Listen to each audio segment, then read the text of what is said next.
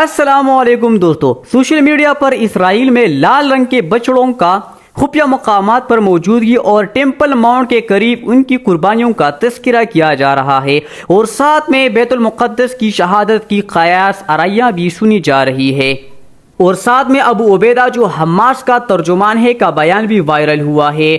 أحضرت البقرات الحمر. In a recent speech, a Hamas spokesman blamed the Jews for bringing red cows to the Holy Land. ابو عبیدہ نے کہا ہے کہ 7 اکتوبر کو Hamas کا اسرائیل پر حملے کی اصل وجہ دراصل ان لال رنگ کی گایوں کی موجودگی کا ہے۔ ابو عبیدہ نے ایک ویڈیو پیغام میں لال رنگ کی گایوں کا ذکر کیا ہے، جس کا کہنا ہے کہ ان لال رنگ کی بچڑوں کا اور مسجد الاقصی کا آپس میں گہرا تعلق ہے۔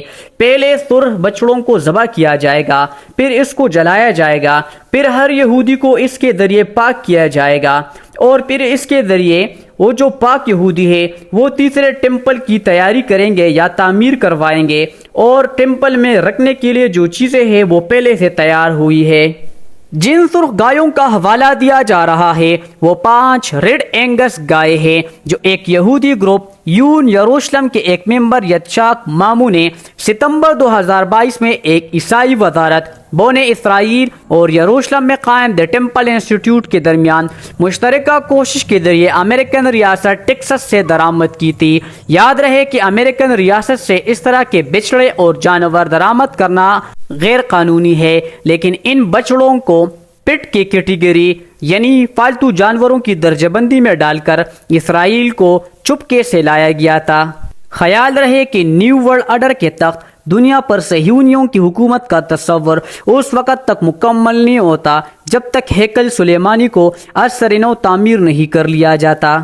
ہیکل سلیمانی کی تعمیر اسرائیل کی نیشنل پالیسی کا حصہ بالکل بھی نہیں ہے، لیکن اسرائیل میں ایک ایکسٹریملی ریلیجیس رائٹ ونگ جو ایک پرائیویٹ گروپ ہے وہ اسرائیلی حکومت کا اتحادی ہے، اور وہ اسرائیلی حکومت کو بار بار حکومت گرانے کی دھمکیاں دے رہا ہے، اور اس کے ساتھ ساتھ عیسائی بھی اسی مشن میں لگے ہوئے ہیں، کیونکہ ان کے عقیدے کا ماننا ہے کہ جب یہ ٹیمپل بن جائے گا تو حضرت عیسیٰ علیہ السلام کا ظہور ہوگا، اور اس کے بعد یہودیوں کو یہاں سے نکال دیا جائے گا اور دنیا پر دوبارہ عیسائیت کی پرچار ہوگی۔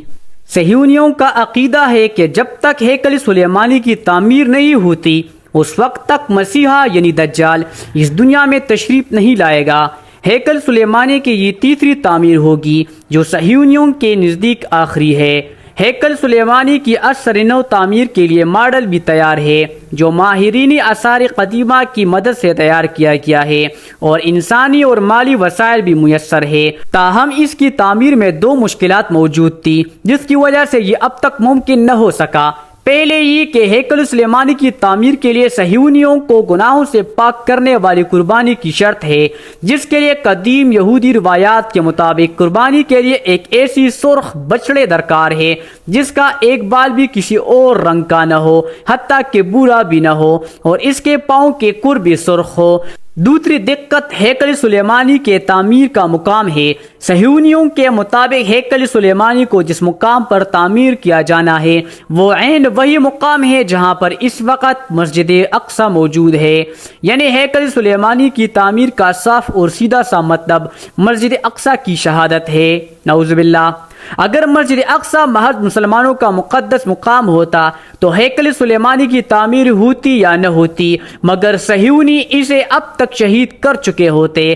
تاہم یہ مسلمانوں کے ساتھ ساتھ عیسائیوں کا بھی مقدس ترین مقام ہے۔ یہی وجہ ہے کہ صہیونیوں کو اس شہادت کے لیے باقاعدہ ماحول بنانا پڑ رہا ہے۔ گزشتہ برس ہیکل سلیمانی کی تعمیر کے لیے قائم کردہ خصوصی ادارے دی ٹیمپل انسٹیٹیوٹ کی جانب سے اعلان کیا گیا تھا کہ مکمل طور پر سرخ بچڑے کی پیدائش اسرائیل میں ہوئی ہے، جس کے ساتھ ہی دنیا کے اختتام کا باب شروع ہو گیا اور کائنات اپنی زندگی کے آخری مراحل میں داخل ہو گئی ہے۔ ادارے کا کہنا تھا اب یروشلم میں تیسرے معبد کی تیاری ہوگی جس کے سامنے اس بچڑوں کی قربانی پیش کی جائے گی، اور پھر مسیحا یعنی دجال کا ظہور ہوگا۔ इंस्टीट्यूट के माहिरीन रबियों के हमरा रोज़ इस बिछड़ों का मुआयना करते हैं। अगर सूरत हाल मतलूबा शराइत के मुताबिक रही और ये बिछड़े किसी हादसे या तभी मौत का शिकार नहीं हुए तो इसकी कुर्बानी एक महसूस उम्र में यानी 3 साल में मौजूदा हैकल सुलेमानी के दरवाजे के बाहर या जैतून के पहाड़ के सामने वसी व अरीज सफ़ेद कुर्बानगाह में मुमकिन तौर पर अप्रैल 2024 में हो सकती है। कुर्बानी के बाद इन लाल रंग के गायों के गोश्त के टुकड़े, काल, खून, चर्बी व गोबर सबको खुशबूदार लकड़ियों में जलाया जाएगा। इसकी राख को मतलूबा शराइत रखने वाले पानी में मिलाकर मुंतहिब यहूदियों पर चढ़का जाएगा ताकि वो हैकल सुलेमानी के तमाम इलाके में जा सके और हैकल सुलेमानी की तामीर शुरू की जा सके। इसराइल में इस हैकल की तामीर की तैयारियां बड़े अरसे से जारी है। हत्ता के तल अबीब के एक मज़ाफ़ाती इलाके में गुलकारों का एक ग्रुप इस लम्हे की तैयारी कर रहा है जब वो यहूदी हैकल की तबाही के तकरीबन 2000 साल बाद दोबारा इसकी तामीर पर खुशी मनाएंगे। यहूदियों के मुताबिक हजरत मूसा अलैहिस्सलाम के ज़माने से लेकर 70वीं ईस्वी में दूसरे हैकल की तबाही तक 9 गाय की कुर्बानी दी जा चुकी है और अब 10वीं कुर्बानी मसीह के दौर का आगाज़ होगा। यूं यहूदियों को तीसरे हैकल सुलेमानी की तामीर के लिए सुर्ख बिछड़े समेत सारे ही असबाब मुहैया हो गए हैं और अब बस इसके लिए मस्जिद अक्सा को शहीद करने के लिए मुनासिब मौके का इंतज़ार कर रहे हैं।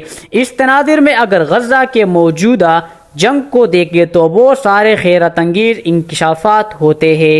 इन लाल रंग बछड़ों की वजह से इसराइल में जो जंग शुरू हुई है अब इसराइल इसको ख़त्म होने नहीं दे रहा। इनका मानना है कि अगर हैकल सुलेमानी की तामीर करवानी है तो उसके लिए मस्जिद अक्सा को पहले शहीद करवाना होगा जिसके लिए वो माहौल को साजगार बना रहे हैं और जितने भी फ़लस्तीनी भाई हैं उनको वहाँ से निकालने की कोशिश कर रहे हैं या उनको खामोश करवाने की कोशिश कर रहे हैं।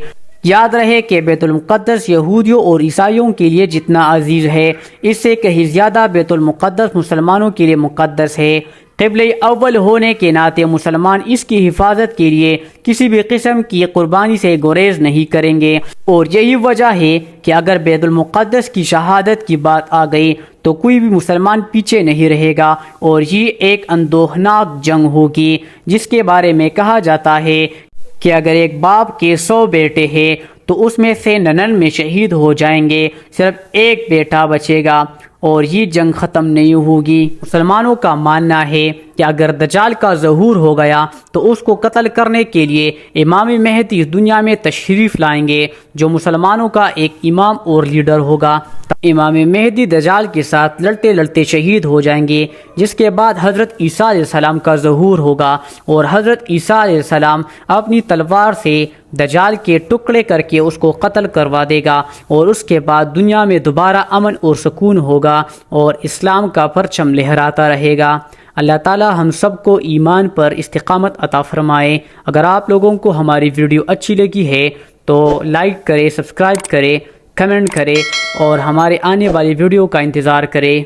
मिलते हैं इंशाल्लाह आगे आने वाली वीडियो में। खुदा हाफिज़।